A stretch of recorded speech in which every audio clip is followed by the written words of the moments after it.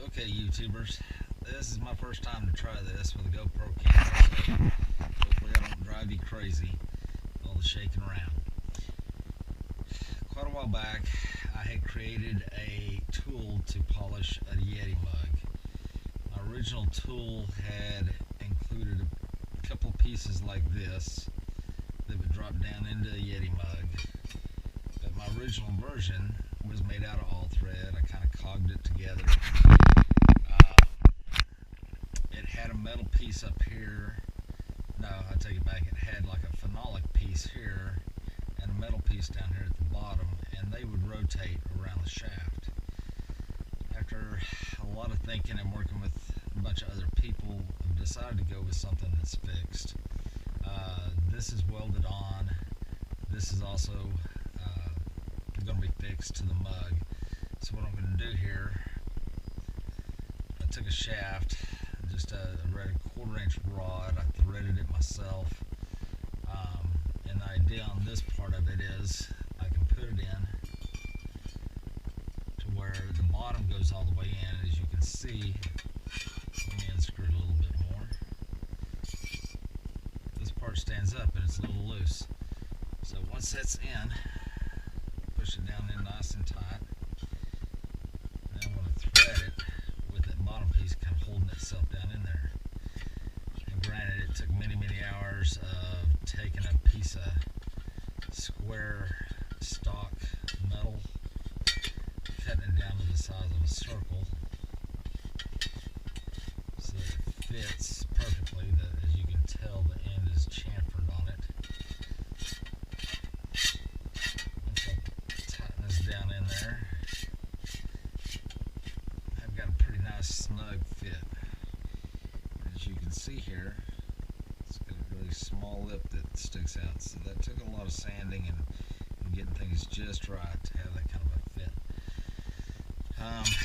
After some trial and error, I figured out that I do need to put a lock nut on this as well to keep that from turning while it's on the tool and sitting on a sander or a buffer, and you'll see that here in a minute. So basically we've got that adjusted to fit this mug, because I've noticed with the Arctics and several other mugs that they can be a little different size. So now that's in there pretty good, and yet I can still pull it out. Tap that back in there again.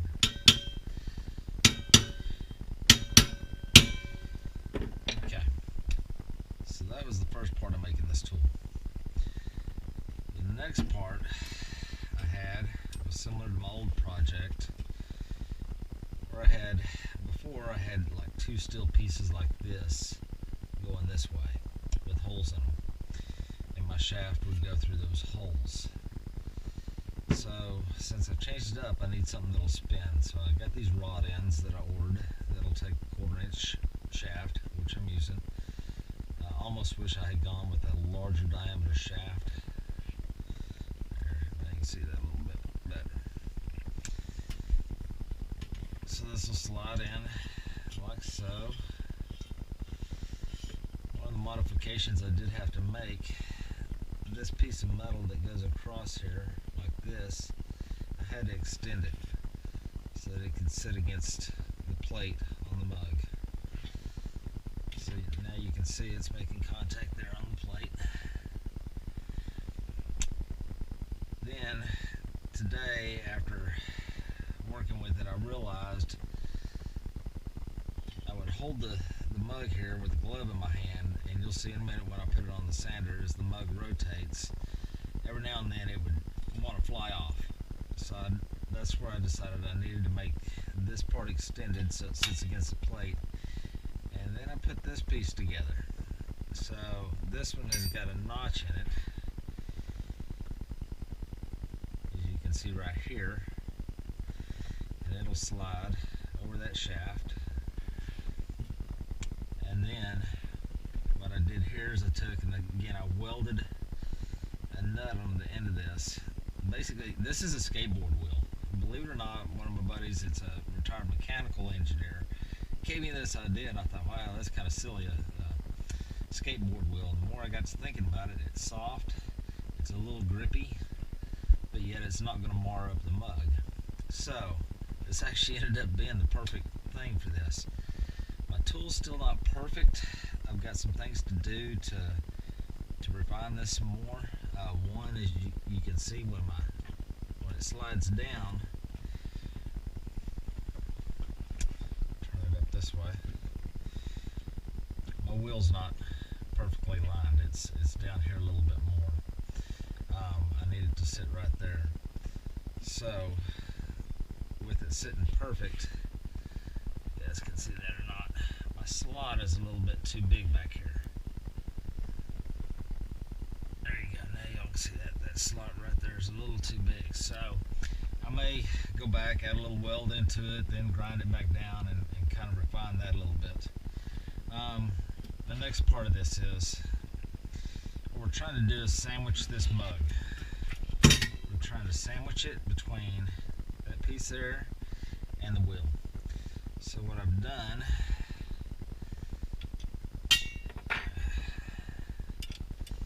you go figure, I start a video and I don't have the right tools in here. Just a second, let me grab something that will work. Pardon my mess. Alright guys. There we go. So I need my wheel to come on down against the mug. About like that. And I don't want it super tight. It needs to have a little bit of play in it. Other problem I have right now is that when this is tightened down, of course it's putting pressure against this part of the arm, and it's making the arm want to come out this way. So I need to put a gusset in here. I've got plenty of excess square left over, but for right now what I'm going to do is put a little bit of pressure on it. Use this to spread it, and then I'll tighten the jam nut. I noticed if I didn't have a jam nut on it, a lock nut, that it would start adjusting on its own where I didn't want it. My original design with this was I had this threaded, and that didn't work very well, so I ended up drilling that hole out and putting two nuts on it to thread it. So now, as you can see, we've got a little bit of looseness in here, so my wheel can still turn. At this point in the game, I'm still having to hold on to this end real good to make sure it stays in line, and you'll see it takes a little finesse when I put it on there. So this rod down here, this is what's going to hold it onto my fixture. So let's walk over here to my fixture right quick. This one has taken a couple of different designs, if you will. I started out pretty much with just angle iron, cut this off, smoothed it out, and then I drilled some holes. And I used to just use some vice grips like welding pliers on this, and that got to be a pain because I would move it from here, from this stand, and take it over there to the buffing wheel. And there's the pliers I used to use. And I got to thinking, man, they make these mag switches. They're pretty much made for woodworking and tables and such, and they're kind of neat because once you turn the dial on them, they're pretty hard to pull off. I thought these were going to work great, but after getting them and putting this all together, I realized that because of mechanical advantage and I can lift easier from down here, it didn't hold it down quite as tight as I wanted to. Still a neat idea because I can just pop it off, both of these, take it over to the buffer, and go to town real quick. May end up adding another mag switch on here on both sides. We'll see. For right now, I'm able to use it like I need it. Let me go ahead and grab this other piece of the tool and we'll put it on here.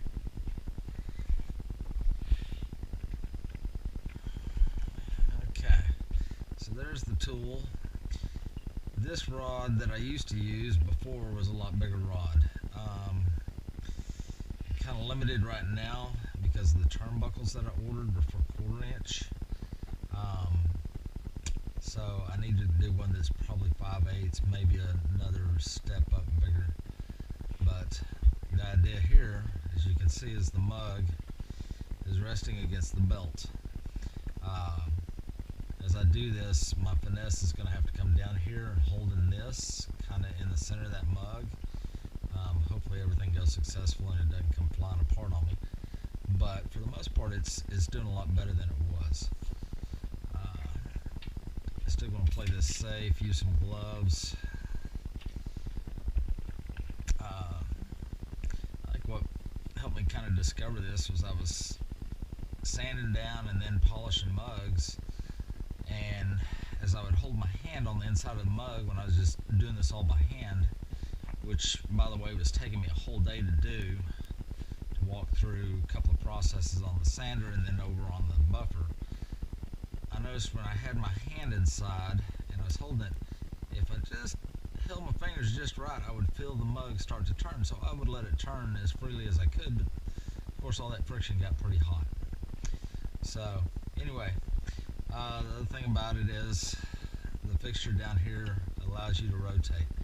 The more force you give it towards the sander, the faster it turns. And sometimes it gets a little out of hand, you just got to back off.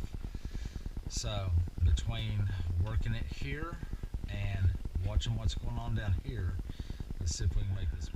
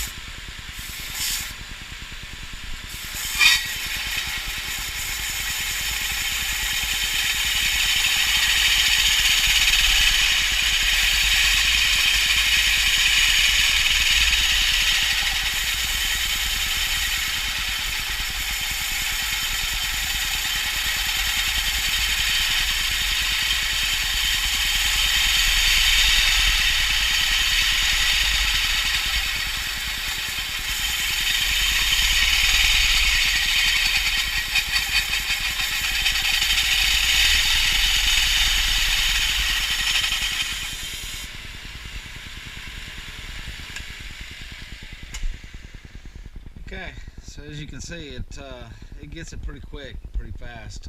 That's a 400 grit belt that I've got on the belt sander.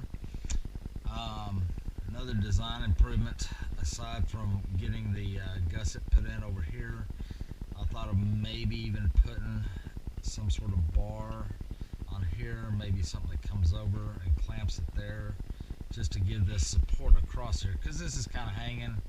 As you can see, it's a little loose. Those are two of the things kind of going on in the back of my head right now about how to improve this. And I'm always open to suggestions if anybody's got any ideas.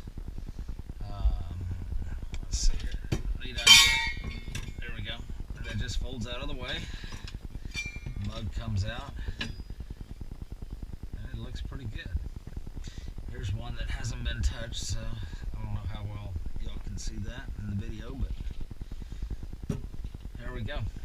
As you can see, it didn't mar up the surface it all inside of here. This particular mug, I'm just doing some design up here on the top. I'll take it to the buffing wheel next and start buffing it out. Once I get it buffed, usually 400 grit gets it, gets these lines out, and it ends up looking like chrome once I get done. I usually go 2, maybe 3 rounds on the buffing wheel with different rouge, usually a white, a black, maybe even a brown. Anything beyond that, there's just not much difference in the shine. I believe that's about it, folks. I'm going to stop this one. I'll set everything up over on the buffer, and I may do another one and add to it. Hope you enjoyed the video. You guys give me likes, give me some thumbs up, and any advice you got, I'd appreciate it. Okay, YouTubers, I am back. I've got the buffing wheel set up now. As you can see, I've already got my tool on there. And I went ahead and put my C-clamps, vice grips to hold my brackets down. I kind of tried it out a little bit first before turning on the video and realized that when the mug gets away, then I just didn't feel very good with just the magnetic clamps on there. So this looks like it might be a little interesting to try and do. Typically you like to try and buff somewhere on this part of the wheel. This is actually putting the mug higher. I could probably put the brackets down lower, but we're going to go ahead and give it a try where it's at just to see how it works.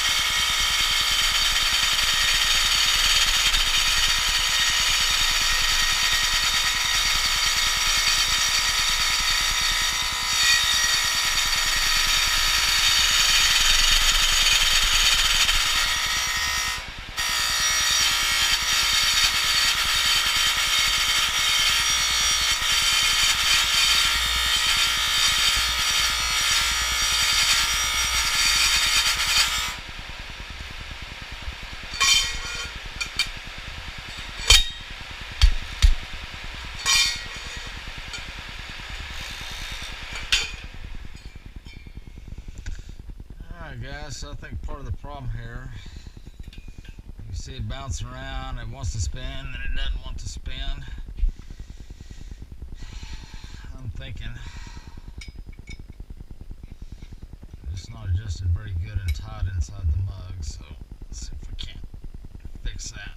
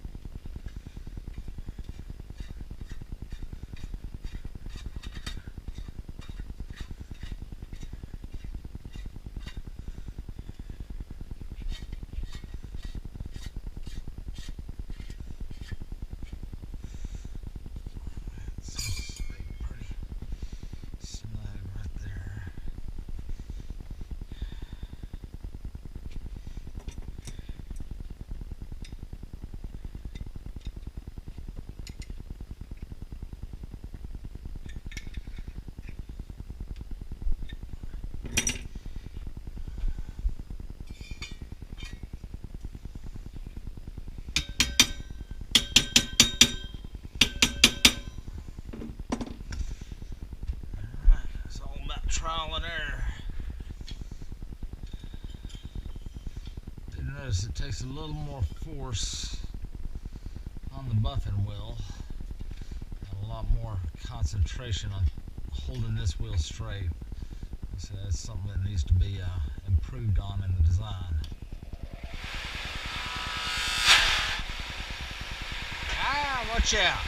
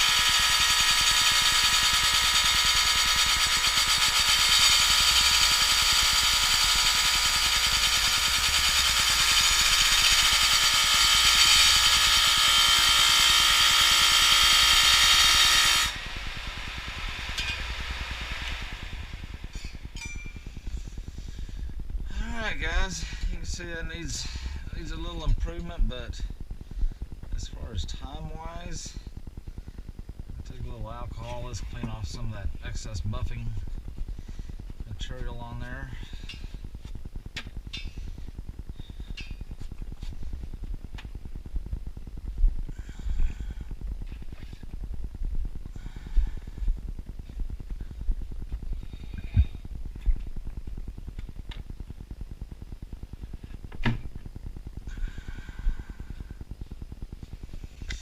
Time wise, it knocks it out pretty quick.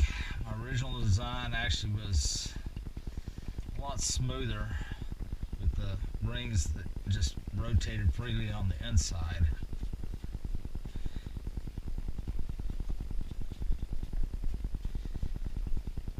But this happens to be a mug I need to have done by tomorrow, so here it is about 2:30, 3 o'clock in the morning.